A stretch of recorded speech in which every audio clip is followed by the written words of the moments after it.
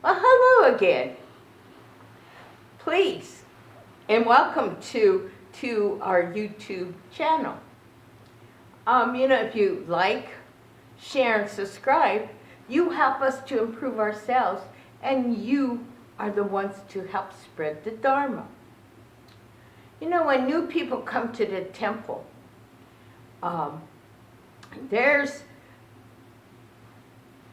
a feeling of anxiety, and we get a little scared, but it's exciting. And when we first enter the temple, that's when our six senses are really at its height. And then we have everybody sit down and we begin chanting. And chanting is in a foreign language. And yet chanting can be an exhilarating experience. Gangon chosegan hishimu jodo shigan fumanzo seifujo shogak. That's just the first verse of what we generally chant. But chanting has three aspects to it. One, of course, it's a ritual. And when we chant, it brings our mind into focus. And we become part of the history of the Buddha. And in these chanting, there are stories, there are just events of what happened during that time. So we take ourselves back into the time of the Buddha. We forget everything and we listen to the words.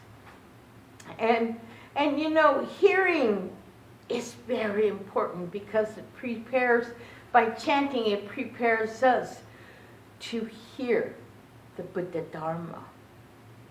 And it can put us in this certain kind of zone, if you would call it, where there's no outside world. There's just here, now, in the present, in the temple or church.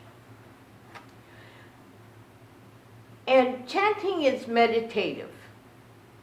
It's not just saying one mantra or things like that, but it's actually focusing our mind on the words. And it is difficult to understand because it is in a foreign language. But it's the sound that we make. It is also individuals all coming together and becoming one voice and becoming a sangha, a community of Nembutsu followers.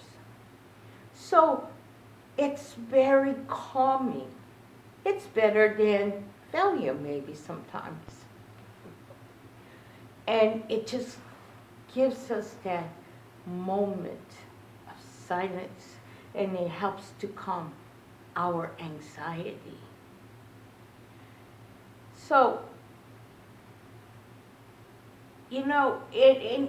when we chant, they're individual voices,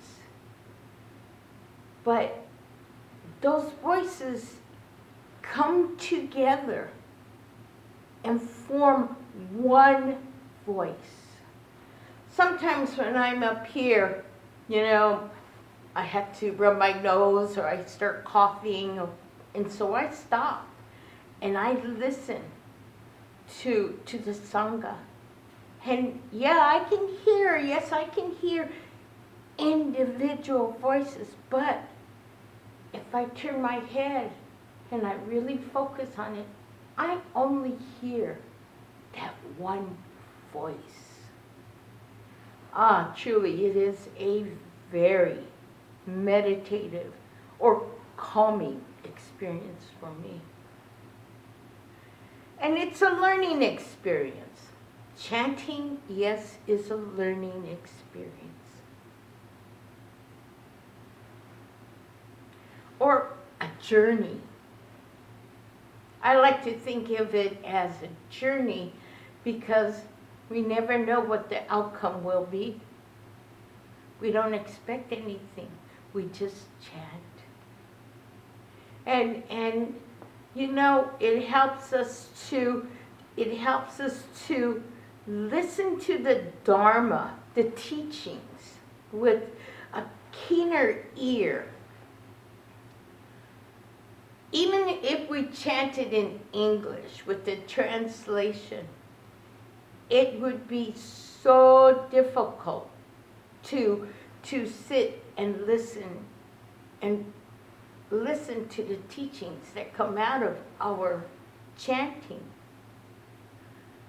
But we learn to appreciate the meaning once we become familiar with the chanting in Japanese and to know of the translation. So chanting is a way of bringing us together. Even those who have been coming for a long time may have a difficult time of settling the mind. And we may mispronounce words at times, but who cares? We continue to chant anyway. I'm on the shrine or altar, whatever you like to call it, and sometimes I even make mistakes. And silently, I will start cracking up. Because I've been doing this for so long, and yet I can still make a mistake. Well, and that brings us to Nembutsu. Namu Amida Butsu. And you know, many people have different ways of saying it. And there are many different ways of saying it. But it's the same meaning. Some people say Namu Amida Butsu.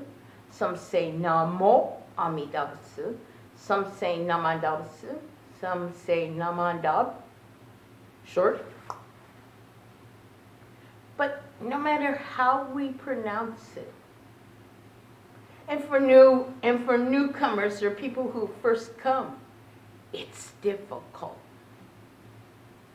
It's very difficult to say. And to remember it, take it home and remember it, oh, that's even more difficult. But you know what? It's, no matter how you say it, if you can get close to what you're saying, that's good. That's fine. Let's tell you a little story. Every night, I go outside, and there's a feral cat, Hana-chan. Hana-chan doesn't talk, even though we think she can. But I'll sit there, and I'll tell her to be safe, dry, and to be very careful because of the wild things out there. And I always say Namu Amida Butsu to her. In my thankfulness and my gratitude for keeping the mice population down, for being company for my house cat, and just appreciating her for what she does for me. So, you know, Nembutsu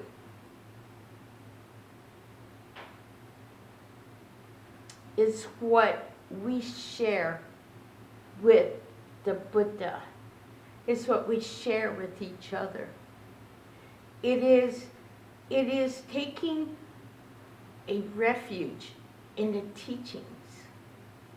It is to listen in thankfulness that we still have those 6 senses to guide us.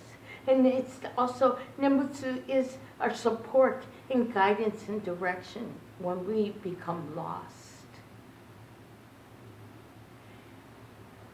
And what results, and what we get from the Nembutsu is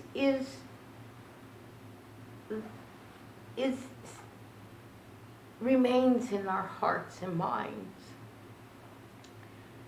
You know, and it's, like I said, it's thankfulness, gratitude, and appreciation for the words. What results, and which results in our hearts and minds. If we can be, it can be a learning tool. Namu Amida Butsu. And because it helps us stop. And maybe for finding solutions and figuring out what the consequences may be if we went one way or the other. Nembutsu is many things to so many individuals. It shows us our true self, how we try, how we truly are, filled with greed, anger, and ignorance. And ignorance is just a lack of wisdom. But are we willing to think and learn from our chanting and from Nembutsu? Question I ask of you. So if you would please put your hands together for a meditation reading. The Dharma speaks to us through the sounds of the world, forcefully and eloquently and beautifully. It speaks of the unending change around us, the immutable truth of interdependence, and the peace in nature. Do we have the ears to hear and listen? Excerpt from the poem Listen, from the book The Heart of the Buddha Dharma by Reverend Kenju T. Tsuji. If you would please join me in Gassho. Namu Amida Butsu. Namu Amida Butsu. Namu Amida Butsu. Namanda Butsu. Namanda Butsu. Namanda Butsu. Namanda Butsu. Namanda Butsu. And thank you for listening to our message today.